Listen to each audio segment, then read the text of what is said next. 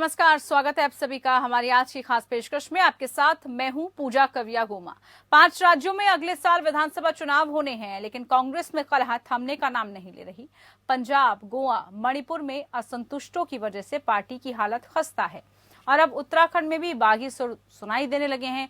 ये बागी सुर हैं कांग्रेस के वरिष्ठ नेता हरदा यानी कि हरीश रावत के। हरदा के बागी सुरों के बाद आलाकमान ने उन्हें दिल्ली तलब किया। दिल्ली पहुंचकर वो कांग्रेस आलाकमान से मुलाकात करेंगे। माना यह जा रहा है कि इस बैठक में कांग्रेस आलाकमान हरीश रावत के मसले को लेकर कोई हल निकाल सकते हैं। हरीश रावत के साथ प्रीतम सिंह, राज्य के कांग्रेस अध्यक्ष गणेश गोदियाल, पार्टी नेता यशपाल आर्य भी शुक्रवार को दिल्ली बुलाए गए हैं। हरीश रावत के तेवर बुधवार को बगावती नजर आए और उन्होंने ट्वीट कर अपनी ही पार्टी की कार्यशैली पर सवाल उठा दिए। दरअसल उन्होंने सियासी हलकों में ये कहकर हड़कंप मचा दिया कि पार्टी संगठन उनके साथ कथित तौर पर सहयोग नहीं कर रहा है और उनका मन सब कुछ छोड़ने को कर रहा है। जब इस ट्वीट के बारे में रावत के मीडिया सलाहकार सुरेंद्र कुमार से पूछा गया तो उन्होंने कहा कि पार्टी के अंदर की कुछ ताकतें उत्तराखंड में पार्टी की संभावनाओं को प्रभावित करने के लिए बीजेपी के हाथों से खेल रही हैं। उन्होंने कहा कि उत्तराखंड में हरीश रावत का कोई विकल्प नहीं है। वो प्रदेश में सर्वाधिक लोकप्रिय नेता हैं जिन्होंने पार्टी के झंडे को उठाकर रखा है, लेकिन कुछ ताकतें राज्य में कांग्रेस की सत्ता में वापसी की संभावनाओं को समाप्त करने के लिए बीजेपी के हाथों में खेल रही हैं। कांग्रेस आलाकमान बहुत संकट में है। बुधवार को उत्तराखंड में उसके बड़े नेता हरीश रावत ने ट्वीट कर आरोप लगाया कि कांग्रेस आलाकमान और उसके करीबियों से उन्हें सहयोग नहीं मिल पा रहा है। अब पार्टी के 2 सांसद मनीष तिवारी ने पार्टी के तौर तरीकों पर आवाज उठाते हुए निशाना साधा। मनीष तिवारी ने अपने ट्वीट में लिखा, पहले असम फिर पंजाब और अब उत्तराखंड, मामला पूरा हो गया, कोई कसर ना रह जाए। बता दें कि इससे पहले मनीष तिवारी कई बार कांग्रेस के तौर तरीकों पर आवाज उठा चुके हैं।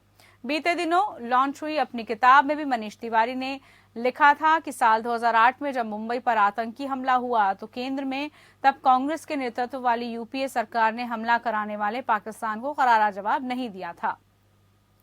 मनीष की किताब में लिखे इस वाक्य को बीजेपी ने मुद्दा बना लिया था और कांग्रेस पर आतंक के खिलाफ जोरदार कार्रवाई से बचने के आरोप लगाए थे। उधर पूरे मामले पर तंज कसते हुए कांग्रेस ने हाल ही में अलग हुए पंजाब के पूर्व सीएम कैप्टन अमरिंदर सिंह ने ट्वीट कर लिखा, जो बोओगे वही काटोगे, भविष्य की शुभकामनाएं। बता दें कि हरीश रावत पर पूर्व सीएम और कांग्रेस छोड़ चुके अमरिंदर सिंह ने ये निशाना इसलिए साधा है क्योंकि जब पंजाब कांग्रेस में कलह चल रही थी तो वहां के पार्टी प्रभारी हरीश रावत को ही सिद्धू और कैप्टन अमरिंदर सिंह के बीच सुलह कराने की जिम्मेदारी कांग्रेस आलाकमान ने सौंपी थी।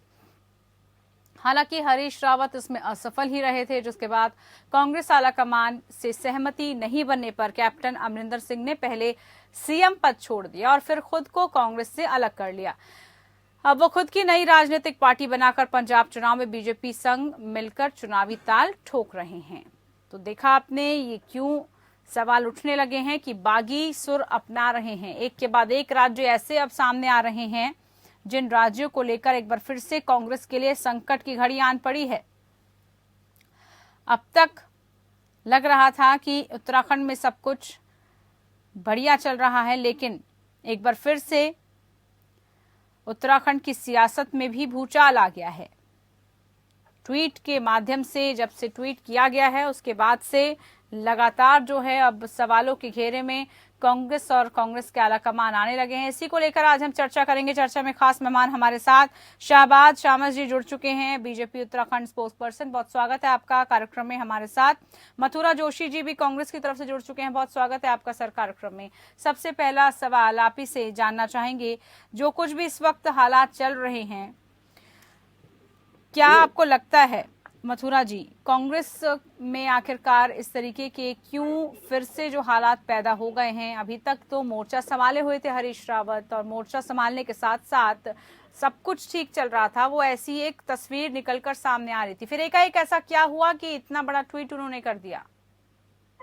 देखिए, ये सामान्य सी बात है, कोई ट्वीट ऐसा नहीं किया है। पार्टी में सब सामान्य है, सारी गतिविधियां आपके सामने देख रहे हैं कि सब ठीक चल रहा है। और हरीश रावत जी पार्टी के वरिष्ठतम नेता हैं और वो उत्तराखंड के तो नेता ही हैं, वरिष्ठतम नेता हैं। देश के भी वरिष्ठ नेताओं में उनकी गिनती होती है।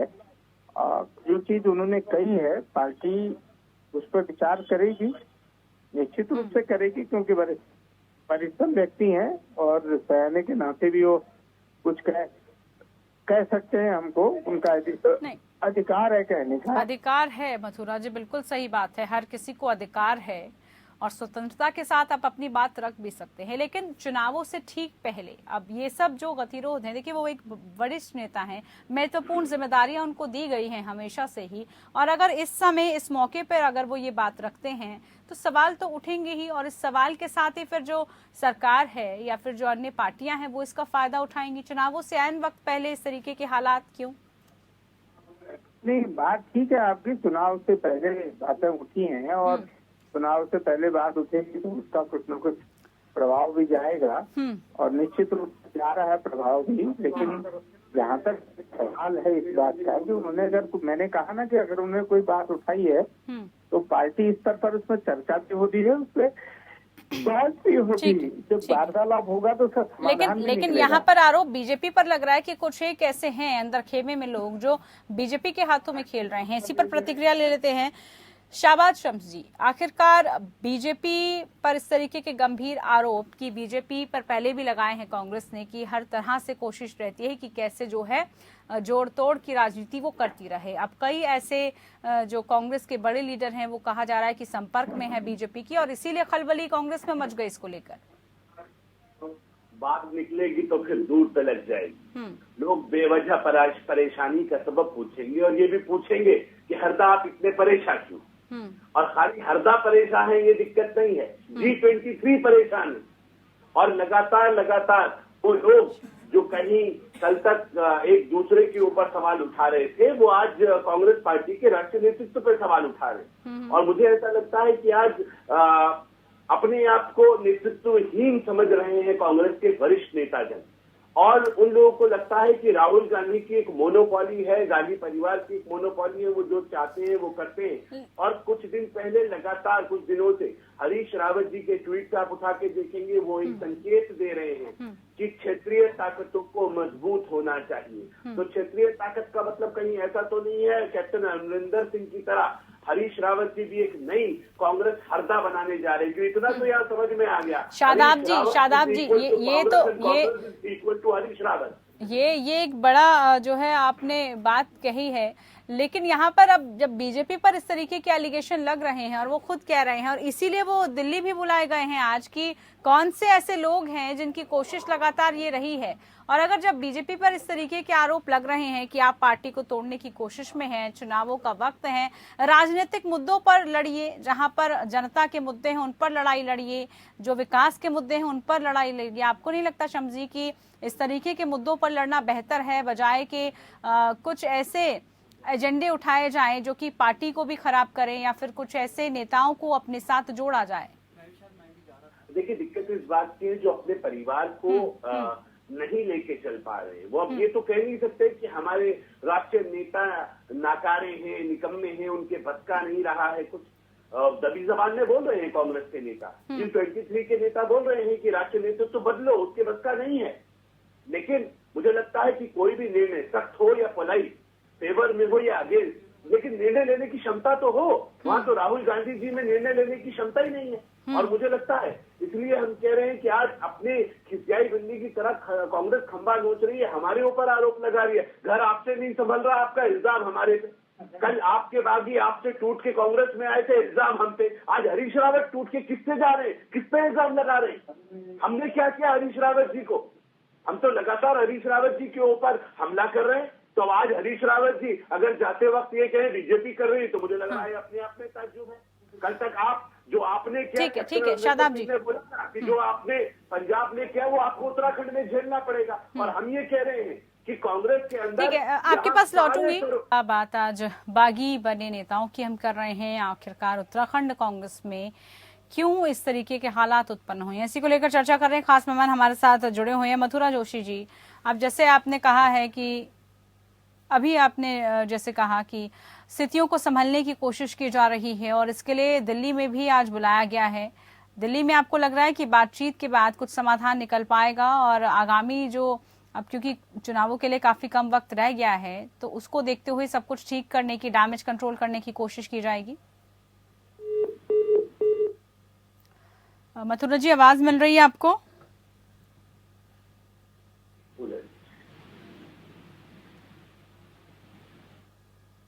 चलिए, शायद आवाज नहीं मिल रही, फिर से जुड़ने की कोशिश करेंगे मथुरा जी से।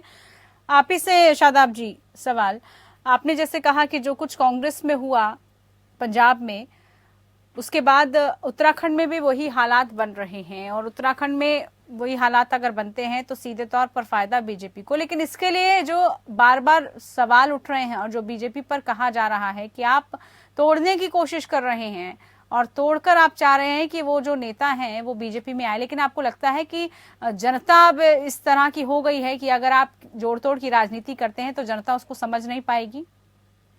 नहीं, हम तो, मैंने कहा कि हमारी साइड से 1% भी कहीं से कहीं तक कुछ नहीं है, लेकिन अपनी कमियों का ठीकरा आप में इतना भी दम नहीं है कि अपनी गलतियों को स्वीकार कर सके और आप उसका ठीकरा भी हमारे सर पे फोड़ेंगे, तो इससे बड़ी बदकिस्मती नहीं हो। मुझे एक शेर याद आता है जो कांग्रेस के ऊपर इस हालात में बिल्कुल फिट बैठता है कि हर ताजदार सर को कलम कर रहे हो तुम, दुनिया समझ रही है करम कर रहे हो तुम, और ऐसा ना हो तुम्हारा भी सर टोकरों में हो, जो काम कर रहे हो वो काम गलत कर रहे हो। और इसलिए हम कह रहे हैं कि कांग्रेस ने अपने आप में सिर्फ गांधी परिवार को बचाने के लिए तमाम नेताओं की बनी। हमारी कोई सिंपैथी हरीश रावत जी के साथ नहीं है, लेकिन हम ये कह रहे हैं कि जो जिस तरह से अपने नेताओं को सिर्फ अपनी राजनीतिक, हमने देखा परेड ग्राउंड देहरादून में किस तरह से धक्का देके हरीश रावत जी को, एक 70-75 साल के व्यक्ति को धक्का देके राहुल गांधी जी पुश कर रहे हैं। हमने देखा इस प्रदेश के अंदर कि किस तरह से एक सैनिक को पुश करके उसे पीछे धक्का दिया जा रहा है। अरे क्या समझते हो आप अपने आप को राहुल जी? आप सेना का अपमान करते हो। विजय दिवस के दिन सेना के शौर्य को लोग याद करते हैं विजय दिवस के रूप में, और आप देहरादून उत्तराखंड आते हैं और आप कहते हैं कि वो सेना की जीत नहीं थी, वो पाकिस्तान आपस में बटा हुआ था, उसकी कमजोरी थी, इसलिए हम पाकिस्तान को 1971 की जंग में हरा पाए। कमाल कर रहे हो आप, और उसके बावजूद कोई आपको टोकने का दम नहीं लगता। आपको लगता है जो आप कर रहे हो, आप सेना के शौर्य पे सवाल उठाते हो, आपके वर्ड्स को पार्लियामेंट ऑफ पाकिस्तान में कोट किया जाता है। क्या शर्म नहीं आती कांग्रेस के नेताओं को कि वो क्या कर रहे हैं? क्या चलिए, जवाब ले लेते हैं। मथुरा जी हमारे साथ जुड़ चुके हैं। मथुरा जी, आवाज मिल रही है? तो सवाल जी, आला कमान से मुलाकात के बाद लग रहा है कि जो भी स्थितियां हैं उसमें सुधार करने की कोशिश की जाएगी। कितना सुधार आपको लग रहा है कि हो पाएगा, और आखिरकार क्यों हरीश रावत के इस वक्त ऐसे जो सुर हैं वो दिख रहे हैं?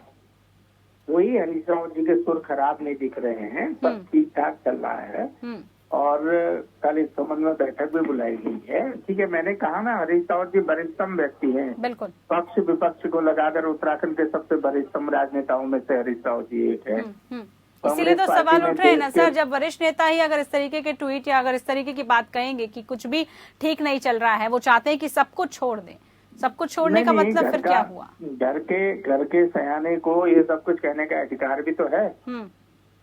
घर का सयाना अगर थोड़ा बहुत अपने बाल बच्चों को नहीं डांटेगा तो कैसे परिवार चलेगा? लेकिन इंटरनल लेवल पर ये सब चीजें ठीक होनी चाहिए। बाहर क्यों आना, जिसका फायदा जो है बाकी की पार्टियां उठाएं, फिर आपको जवाब देना भारी पड़ जाता है। हाँ, नहीं, सही कह रहे हैं, जवाब देना भारी पड़ता है, लेकिन कोई किसी को कोई परेशानी नहीं है। सब सामान्य स्थिति में चल रहा है और कल तक सब सामान्य हो जाएगा। इसका हमको सुगत परिणति आपके सामने आएगी और अच्छी स्थिति में ऐसी होगा, कहीं कोई दिक्कत नहीं। मथुरा जी काफी पॉजिटिव है। उम्मीद भी हम यही कर रहे हैं कि जैसे आप कह रहे हैं कि सब कुछ ठीक है, और क्योंकि आप प्रवक्ता हैं, और अगर कुछ ठीक भी नहीं है तो कोशिश आप लोगों की तरफ से यही की जाती है कि जो कुछ भी अगर स्थितियां खराब हैं तो उसको दिखाना कैसे है, सब कुछ ठीक कैसे करना है। हालांकि अगर सब कुछ ठीक होता तो फिर ये सवाल उठता ही नहीं और इस तरीके की पूरी चर्चा का फिर कोई अर्थ ही नहीं होता। लेकिन आला कमान से अब मुलाकात, आपको लग रहा है उस मुलाकात में वो तमाम नाम भी वो रख सकते हैं जिसकी वजह से हरीश रावत को परेशानी हो रही है? खुलकर वो लग रहा है कि अपनी बात रख पाएंगे? बातें बातों का जिक्र करना उचित नहीं रहता है। वो चीजें भी होंगी, ऐसा नहीं है, लेकिन ये चीज सब तो लोकतांत्रिक परंपरा का द्योतक भी तो है कि आप अपनी पार्टी में भी बात कर रहे हैं, बाहर भी बात कर रहे हैं, और कोई दिक्कतें हैं तो उनकी चर्चा भी हो रही है। और अच्छी बात है, पार्टी में चर्चा हो जानी चाहिए, खुल के चर्चा हो जानी चाहिए, ताकि जो चीजें सुधार करने योग्य उनको सुधार किया जाएगा।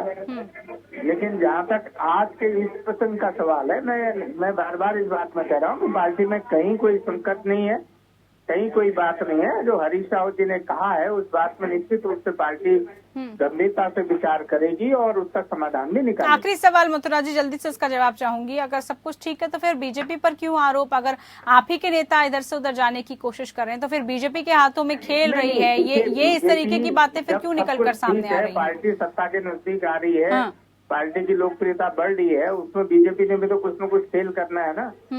बीजेपी को भी अपना रास्ता ठीक करने के लिए उसमें पार्टी के अंदर ही कुछ तो आप अपने नेताओं को, अपने विधायकों को संभाल के रखिए ना, क्यों आप मौका दे रहे हैं? सारे विधायक संभल के हैं, कहीं हमारा विधायक नहीं भाग रहा है, लेकिन बीजेपी अपना खेल करती है और बड़ी खूबसूरती से करती है। वो किसी को पता नहीं चले, अपना खेल बिगड़ जाए, उसमें बीजेपी को हम सफल नहीं होने देंगे। बीजेपी के मंसूबे इसमें सफल नहीं हो पाएंगे और देखेगा कल तक सब समाधान निकलेगा और सुखद समाधान निकलेगा। जी फटाफट से आप अपनी बात, शादाब जी वक्त नहीं है मेरे पास, जल्दी से इस पर जवाब दीजिए। पूजा, मैं सिर्फ इतना कह रहा था कि मधुरा जोशी जी की आवाज लड़खड़ाई हुई है, बहुत वरिष्ठ नेता हैं और अपनी पार्टी का बचाव कर रहे हैं, लेकिन जबान की लड़खड़ाहट बता रही है कि हालात अच्छे नहीं। या तो वो ये कह रहे हैं कि हरीश रावत प्रेशर पॉलिटिक्स कर रहे हैं, जिस प्रेशर पॉलिटिक्स के लिए हरीश रावत जाने जाते हैं, और वो बाकी तमाम नेताओं को निपटाना चाह रहे हैं। अब तय ये होना है कांग्रेस में, सब मिलकर हरीश रावत को निपटाते हैं जो हरीश रावत राजनीति करते हैं, या हरीश रावत मिलकर बाकी सबको निपटाते हैं। इस दोनों